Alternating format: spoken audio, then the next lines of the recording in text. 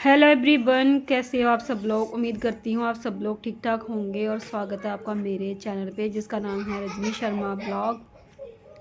तो दोस्तों, आज ये वाला मेरा जो ब्लॉग है बहुत ही दिनों के बाद आ रहा है, यानी कि 12-13 दिन हो गए हैं आज मुझे ब्लॉग नहीं बनाया मैंने। और क्यों नहीं बनाया, इसका क्या रीज़न था, वो मैं आज इस वीडियो में आपको बताऊँगी। तो ये जो मेरी क्लिप्स है ना, ये जो मतलब है, ये मैंने छोटी छोटी क्लिप्स लेके रखी हुई थी। और हस्बैंड आजकल जाते हैं काम पर, मतलब अब गाड़ी लेकर काम पे जाते हैं, तो दुकान जो है वो हम लोगों ने संभाली है, मतलब मैंने संभाली है।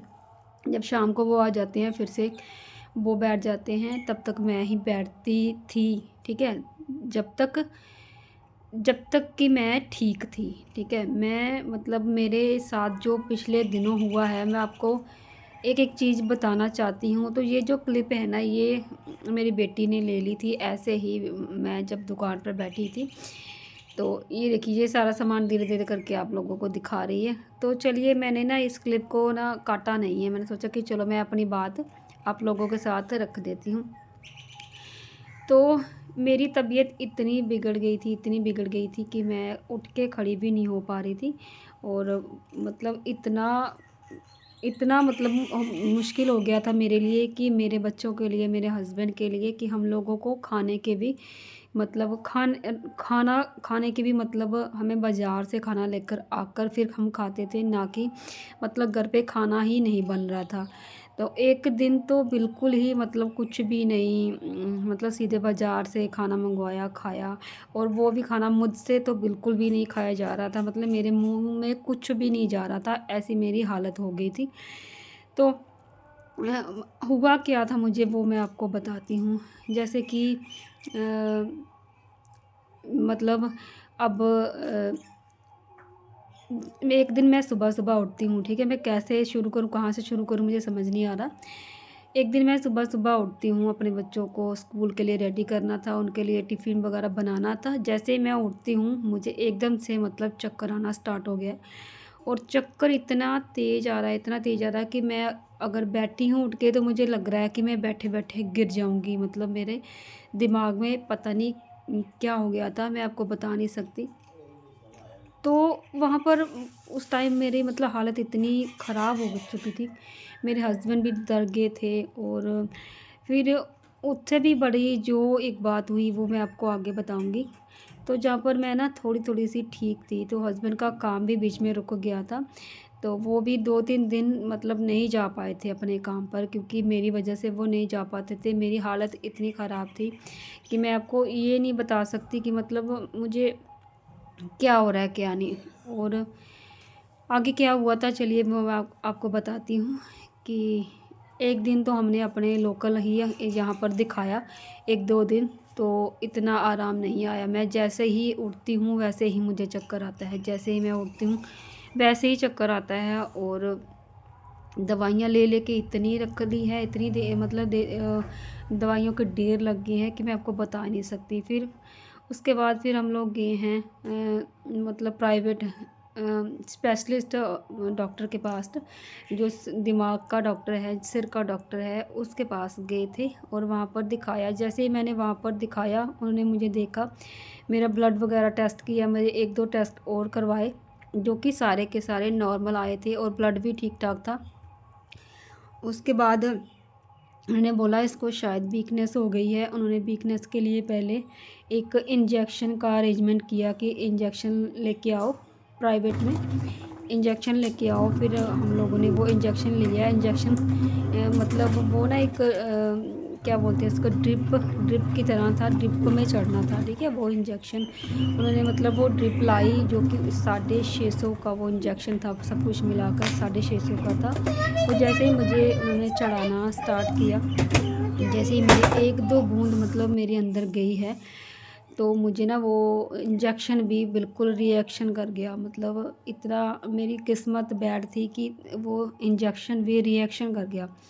और जैसे ही मैंने उनको बताया, फटाफट से डॉक्टरों ने मतलब वो इंजेक्शन मतलब निकाला। निकालने के बाद फिर वो मुझे उसकी जगह दूसरा इंजेक्शन लगा, जो कि मेरे रिएक्शन करा था ना, वो दवाई जो रिएक्शन करी थी उसको ठीक करने के लिए। तो इस तरह से मतलब मेरी हालत बहुत ज़्यादा ख़राब थी। मुझे जो कहते हैं ना वो ताकत वाला जो इंजेक्शन था वो भी मुझे सूट नहीं करा था।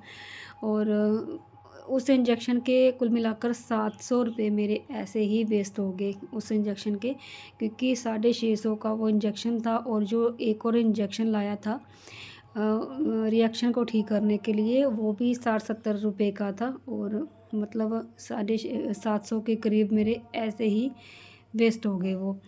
तो मतलब उसके बाद फिर मेरी हालत ज्यों की त्यों थी, बिल्कुल भी फ़र्क नहीं पड़ा। डॉक्टर भी मुझे पूछ रहे हैं कि मैं अगर ये वाली दवाई ना दूँ तो फिर क्या दूँ? मतलब वो खुद इतने पज़ल हो गए थे कि इसको कौन-सी दवाई दूँ? तो यहाँ तक मेरी हालत पहुँच चुकी थी कि मैं कुछ भी आप लोगों के साथ शेयर नहीं कर पा रही थी। और दूसरी चीज़ मैं आपको ये बताती हूँ कि इस हालत को होने का जो मेन रीज़न क्या था, ठीक है? इसका ज़िम्मेदार कौन है वो मैं आपको बाद में बताऊँगी। इस हालत का होने का जो मेन रीज़न था वो ये है कि मेरा ये जो फ़ोन, ठीक है? मैं स्क्रीन पर इतनी ज़्यादा रहती थी कि मतलब मैं चौबीसों घंटे में मैं स्क्रीन पर रहती हूँ, स्क्रीन पर ही रहती थी, क्योंकि मुझे वीडियो बनानी है, एडिट करनी है और फिर मुझे लोगों के ब्लॉग भी देखने हैं, क्योंकि कुछ नया ट्रेंड चल रहा है उसे भी मुझे फॉलो करना है। तो सब कुछ मुझे देखना है। तो जब मैं खाना बना रही हूँ, नहा रही हूँ, धो रही हूँ, जो कुछ भी कर रही हूँ, फ़ोन मेरा मेरे पास मेरे साथ ही मतलब होता है। मैं 1 मिनट के लिए भी आगे पीछे नहीं करती हूँ अपने फ़ोन को। तो इसकी वजह से मेरे ना स्क्रीन पर ज़्यादा होने की वजह से ये शायद हुआ था। और इसका ट्रीटमेंट अभी भी चल रहा है, तो मैं बीच-बीच में वीडियो बनाऊँगी और बीच-बीच में ही मतलब आपको बताऊँगी कि मेरी हेल्थ अब कैसी है, कैसी नहीं। तो आज मैं थोड़ी बहुत बेटर फ़ील कर रही थी, तो मैंने सोचा कि चलो आप लोगों के साथ एक वीडियो शेयर कर देते हैं। तो ये थी मेरी सारी पूरी सच्चाई कि मैं वीडियो क्यों नहीं बना रही हूँ। और मुझे किसने मना किया है, किसने नहीं मना किया, मुझे किसी ने मना नहीं किया है। मेरी हेल्थ ही ठीक नहीं थी, इसलिए मैं वीडियो नहीं बना रही हूँ। और कुछ लोगों को शायद ये भी लग रहा होगा कि शायद मैंने जैसे देवरानी के बारे में कुछ ऐसे बोला था, मेंटल केस वगैरह ये वो, तो कुछ लोगों को, घर वालों को या रिश्तेदारों को मिर्ची लग गई होगी, हो सकता है घर में क्लेश वगैरह हो गया होगा, इसलिए इसका वीडियो बनाना बंद हो गया होगा। तो ऐसा कुछ भी नहीं है, मेरी हेल्थ तो बिल्कुल भी ठीक नहीं है। और मुझे अभी भी फ़ोन देखना इतना अलाउड नहीं है। अलाउड क्या मतलब, मैं देख ही नहीं पाती हूँ स्क्रीन पर, मैं इतना स्क्रीन को फोकस ही नहीं कर पाती हूँ। तो ये सारी चीज़ें चल रही थी मेरे साथ, इसलिए मैंने ये वीडियो बनाना मतलब बंद कर दिया था। 10-15 दिन, ठीक है, आज 13 दिन हो गया था। तो मैं सोच रही हूँ कि धीरे-धीरे करके वीडियो को एडिट कर देती हूँ और धीरे-धीरे करके मैं ना बीच-बीच में अपलोड कर दिया करूँगी।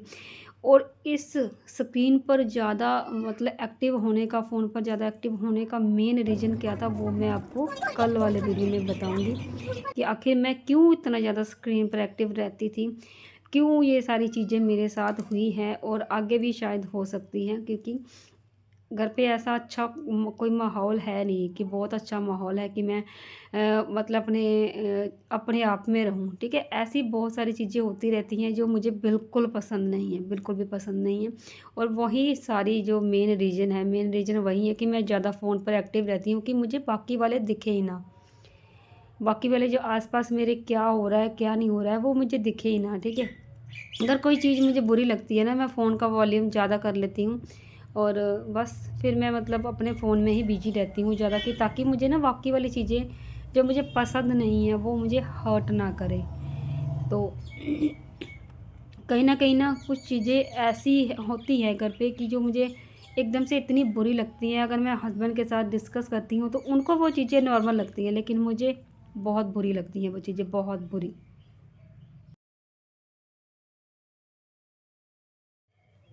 तो अभी भी मेरी तबीयत इतनी सही नहीं है, लेकिन फिर भी मैं वीडियो बनाना बंद नहीं कर रही हूँ, ताकि मैं अपनी मन की बात आप लोगों तक पहुँचाती रहूँ। तो मैं ये पहुँचाती रहूँगी, करती रहूँगी। तो ये सारा जो पिछली जो क्लिप्स थी जो मैं काम कर रही हूँ, वो सारी क्लिप्स आज की ही हैं। तो मैं क्यों ज़्यादा फ़ोन पर एक्टिव रहती थी, क्यों करती थी, वो मैं आपको कल वाले वीडियो में बताऊँगी। चलिए फिर मिलती हूँ नेक्स्ट वीडियो में, तब तक के लिए बाय बाय।